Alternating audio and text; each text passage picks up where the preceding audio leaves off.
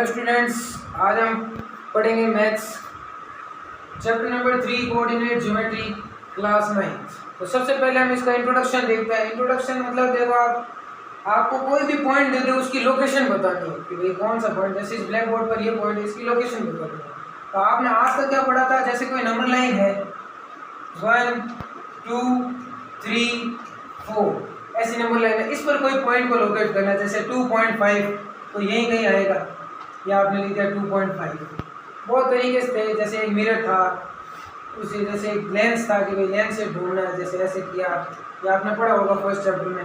तब जैसे हमें ऐसा दे दिया कोई ऐसा कोई पॉइंट है जिसको हमें लोकेट करने में दो या दो से ज़्यादा लाइन की जरूरत पड़े, तो नंबर लाइन सिस्टम तो इधर खत्म हो जाएगा।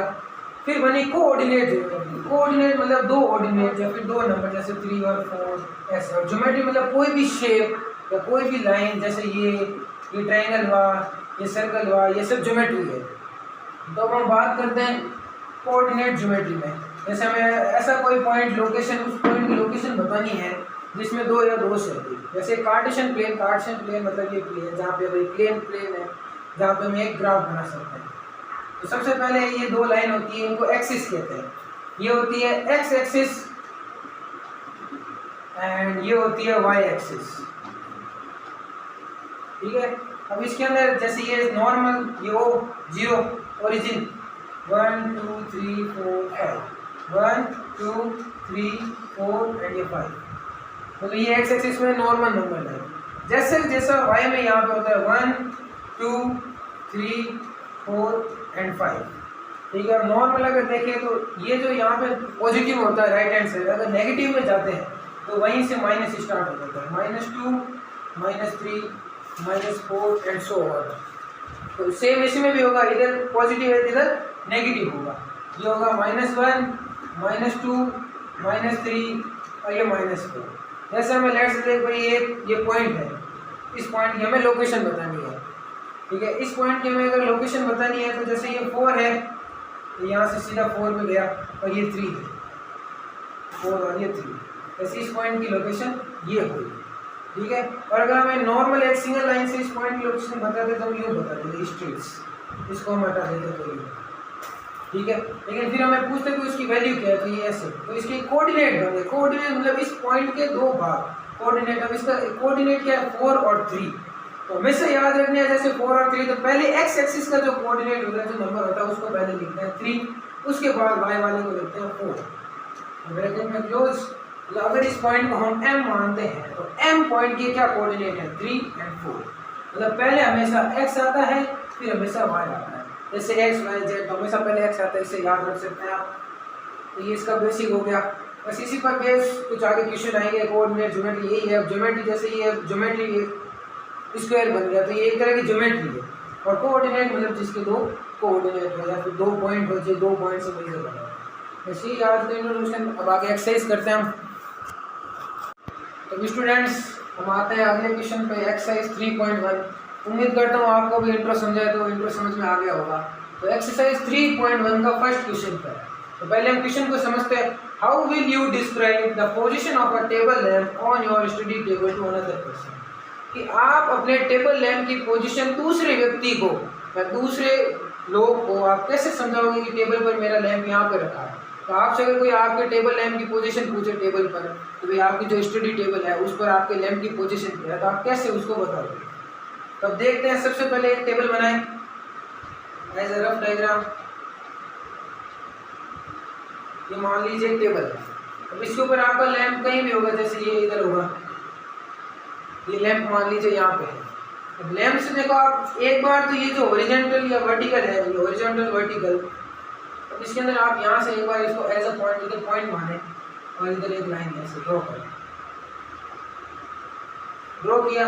अब इसको सपोज मान लें 25 सेंटीमीटर, इसको 30 सेंटीमीटर। तो आप पता लगा सकते हैं, किसी को भी कहो कि भाई जैसे इस साइड से है, ये जो वर्टिकल है, वर्टिकल से 25 सेंटीमीटर और हॉरिजॉन्टल से 30 सेंटीमीटर ऊपर है। ऐसे आप जैसे इसको अगर लैंग्वेज में हम लिखें तो जैसे लेट या consider the lamp as a point, the lamp as a point as a point, मतलब एक लैंप को आप एज अ पॉइंट कंसीडर कीजिए, and table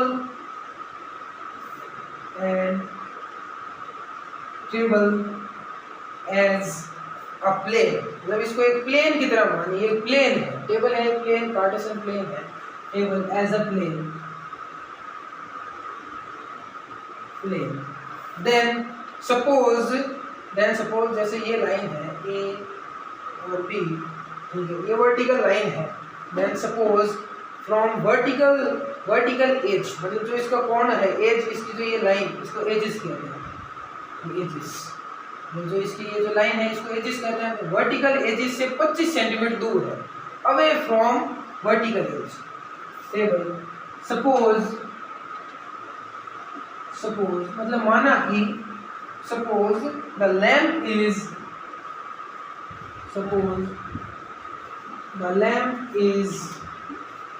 25 centimetre away from 25 centimetre away from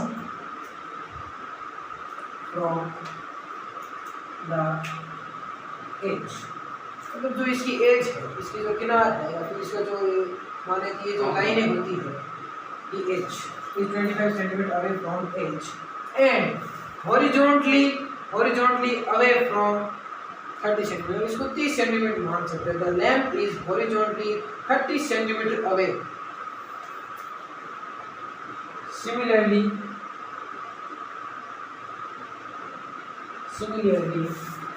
the lamp is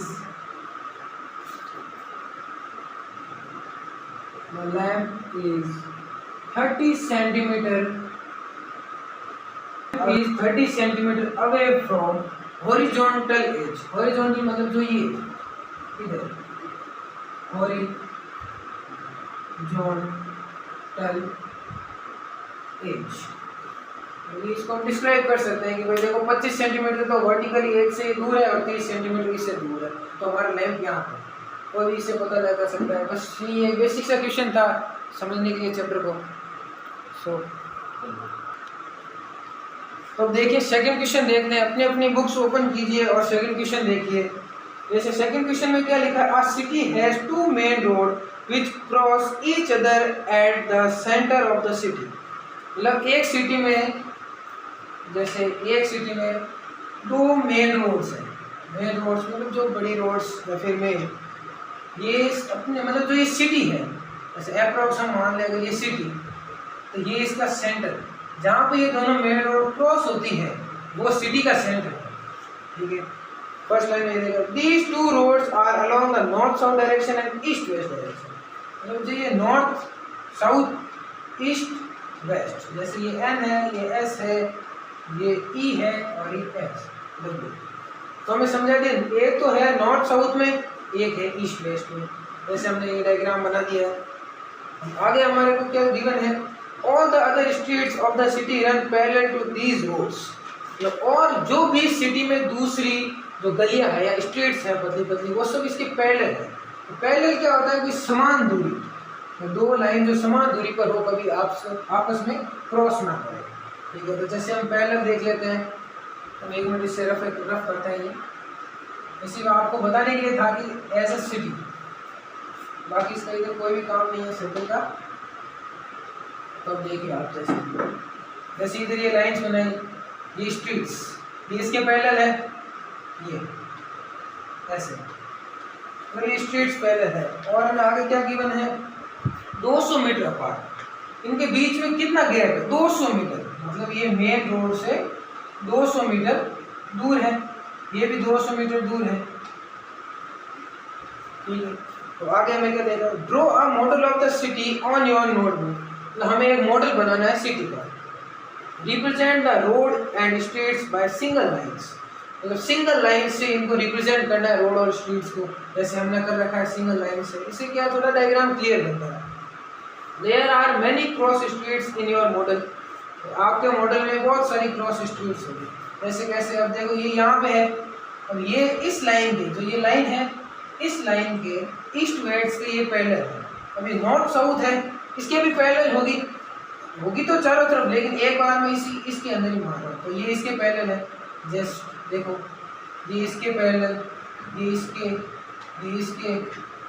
ऐसे, मतलब ये आपसे में बहुत ज़्यादा क्रॉस हुई है।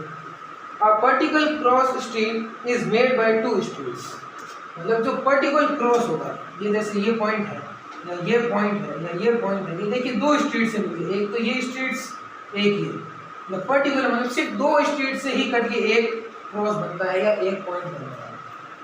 आगे हमें क्या दे रखा है, one running in the north south direction and another in the east waste, मतलब एक तो नॉर्थ साउथ में जा रही है, नॉर्थ साउथ में, और एक ईस्ट वेस्ट में, मतलब वही बात है, देखो जहाँ भी देखो तो प्लस टाइप बनता है, तो प्लस में एक तो नॉर्थ साउथ और एक ईस्ट वेस्ट, यही है, ये हमारा मॉडल तैयार हो चुका है।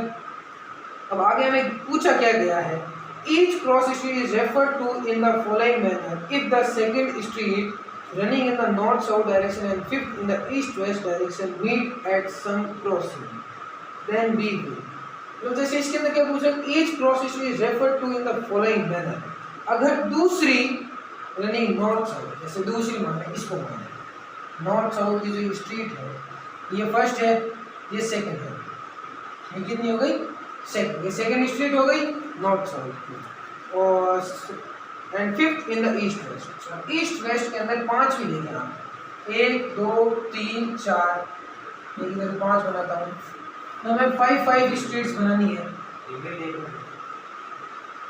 जैसे तो आगे देखिए एक इधर और ये बनेगी पैरेलल, तो हमें क्या कहना चाहता है कि भाई जहाँ ये पांचवी, ये ईस्ट वेस्ट है, इससे पांचवी स्ट्रीट 1 2 3 4 और 5, इसे पांचवी स्ट्रीट, और जो नॉर्थ साउथ है इससे दूसरी स्ट्रीट 1 और 2, ये यहाँ पे मीट होगी, तो इस पॉइंट को हम क्या नाम देंगे, देखिए जैसे आपके बुक में गिवन दे रखा है फर्स्ट में 2 5, इसको आप 2,5, इस पॉइंट को आप ऐसे नाम दे सकते हैं। अब इसी के अंदर आपसे दो पार्ट पूछे गए, how many cross streets can be referred to as 4 3 के अंदर कितने क्रॉस स्ट्रीट्स रेफर हो सकते हैं, तो पहले 4 3 के अंदर देखिए जैसे 1 2 3 और 4, मतलब फोर्थ, सो नॉर्थ साउथ से फोर्थ, ये बन गई फोर्थ और थर्ड, इससे थर्ड 1 2 एंड 3, तो ये इधर 3, एक ये पॉइंट बना, ठीक है। अब यहाँ से 3 मानिए 1 2 3, मतलब ये थर्ड है, और यहाँ से 4 1 2 3 4, तो एक ये पॉइंट बना, मतलब जैसे ये जो यहाँ पे पॉइंट आएगा ना, इस पॉइंट को हम क्या लिख सकते हैं, इस पहले का आंसर होगा 4,3, बड़ा लिख के बता देता हूँ 4,3। ऐसे अगले में पूछा है how many cross streets can be referred to as 3 4, अब 3 4 में कैसे, जैसे मैंने आपको बताया 3 1 2 3, तो यहाँ पे 3 1 2 3 4, यहाँ पे 4, जैसे ये 4 माना तो ये, तो कितनी स्ट्रीट्स ऐसी बन सकती है, एक ही बनेगी, एक तो यहाँ पे एक यहाँ पे, तो ज़्यादा तो बन नहीं सकती क्योंकि इसी पर से दो स्ट्रीट्स ही आपस में क्रॉस हो गई है, तो ये इसका आंसर हो गया, यहाँ पे लिखा जाएगा 3 और 4। तो बस ये इधर ही क्वेश्चन सॉल्व होता है, ऐसा आपको मॉडल बनाना है, फिर ये पॉइंट्स बताना है, बस ये बेसिक है, नॉर्मल आप एक दो बार अगर खुद लैंग्वेज पढ़ेंगे, बस लैंग्वेज समझ में आ गई चाहिए, लैंग्वेज समझ में आ गई तो एकदम आसान है।